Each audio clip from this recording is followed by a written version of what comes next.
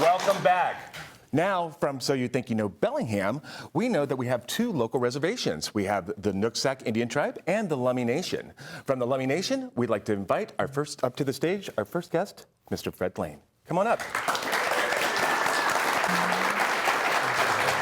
Thank you for coming. Thank you. Absolutely. Yeah, thank you. How are you doing today? Good, thank you. It's a beautiful day to be a Bellinghammer. Yeah, I agree wholeheartedly. First, let's talk about your amazing necklace. I need to know everything.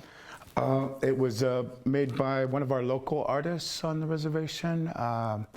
You know, we have our communities are so diverse, and so I always think it's real important for us to, you know, buy local, support our local artists, and so it's a box design. It's hand carved, It's beautiful. handmade. Thank you. Beautiful. Thank you.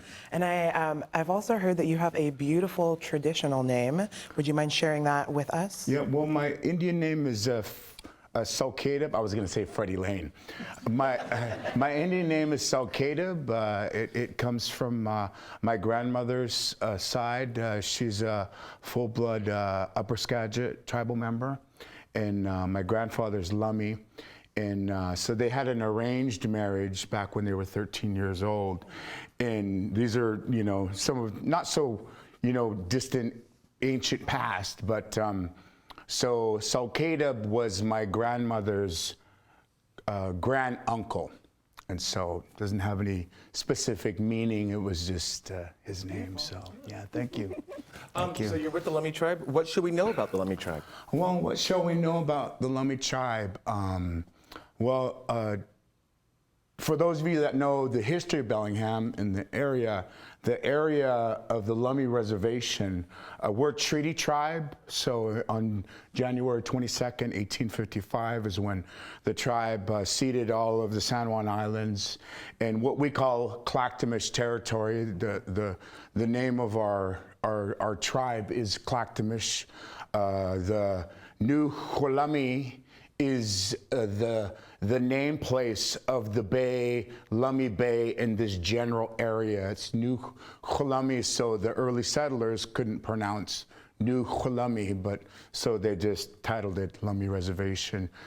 We're reservation right now, about 12,000 acres. We got 5,285 tribal members. How I know that?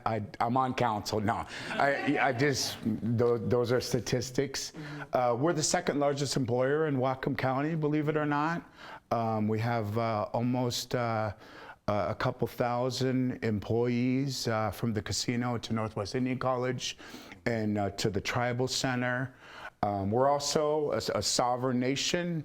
We have our own codes of law. You know, we're stewards of the land and the air and the beautiful Salish Sea. You know, Lummi is known for our totem pole journeys, dating back to 9/11 when we brought the 3 totem poles to New York, Flight 93 and the Pentagon.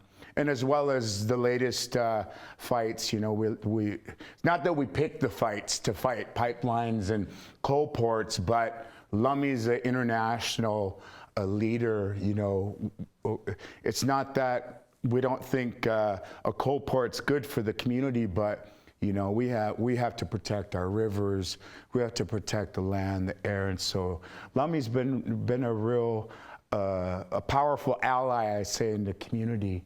And it's you know, we're neighbors, and just recently we hosted the canoe journey, the tribal canoe journey, which brought about 50,000 visitors to the area. More than 50 tribes came to visit. We had about 100 canoes. It was just a wonderful time to be indigenous and to be from the #1 state in the United States. And what's this? Hold on to that. It's true. Yes. What's the specific name of the event that you were just speaking on that brought 50,000 people here? The tribal journeys, a canoe journey. It was this year. It was called Paddle the Lummi. Each year it's different. It started in 1989 with the paddle to Seattle. About 7 canoes came ashore. Tribes wanted to really, these are all our ancestral highways. I was talking with my relative earlier about how, we have to take care of these lands and these waters.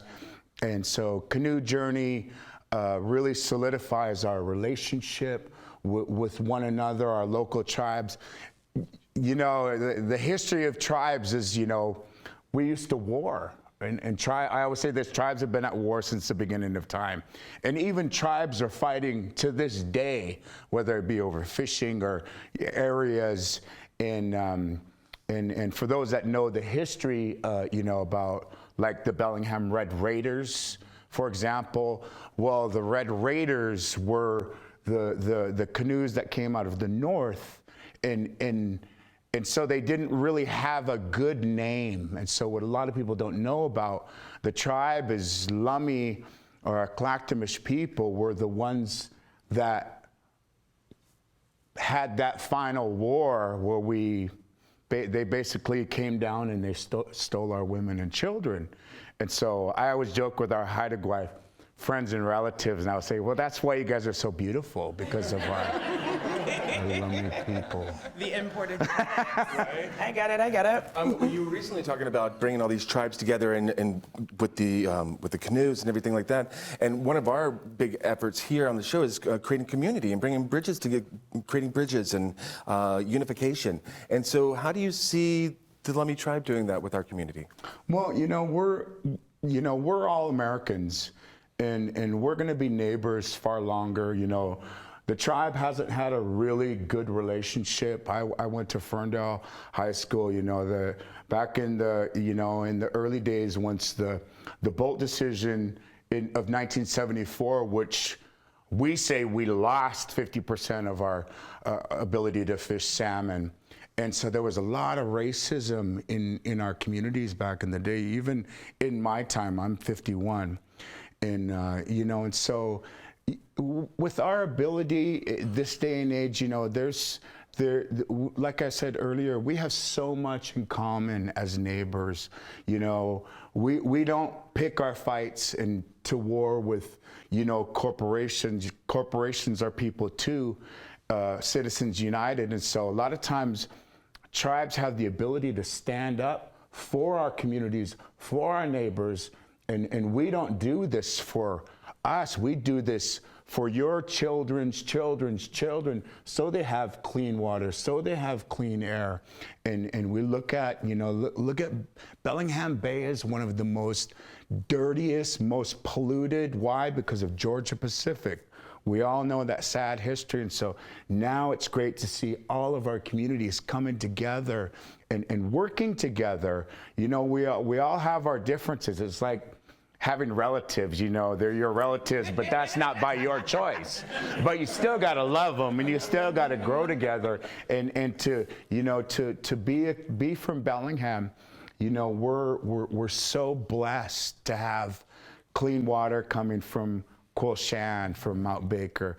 We're so blessed to have diversity and to celebrate diversity. And you just see it. I always joke with Sat Paul. I'm like, hey, that's my relative. That's my Indian relative, Sat Paul, who just got elected. But that doesn't mean that we can't work together and to bring our communities together, like Canoe Journey, like these totem pole journeys. Because, like I say, we see climate change first and foremost on our shores, even on the reservation. Go down to down by where you go over to the Portage Island there, and you see the deterioration. You see our lands washing away.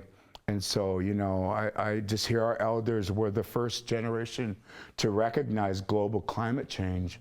And we really are the last generation that can do something about it. So we fight the good fights because we know it's the right thing to do.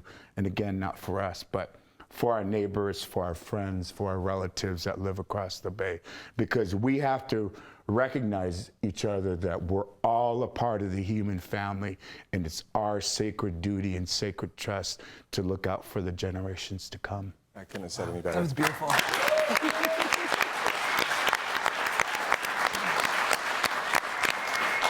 That was incredible. You are an absolute delight. Thank you so much for joining us today. Thank you. Thank you for having me. Thank you. Thank you. One more time for Mr. Fred Lane.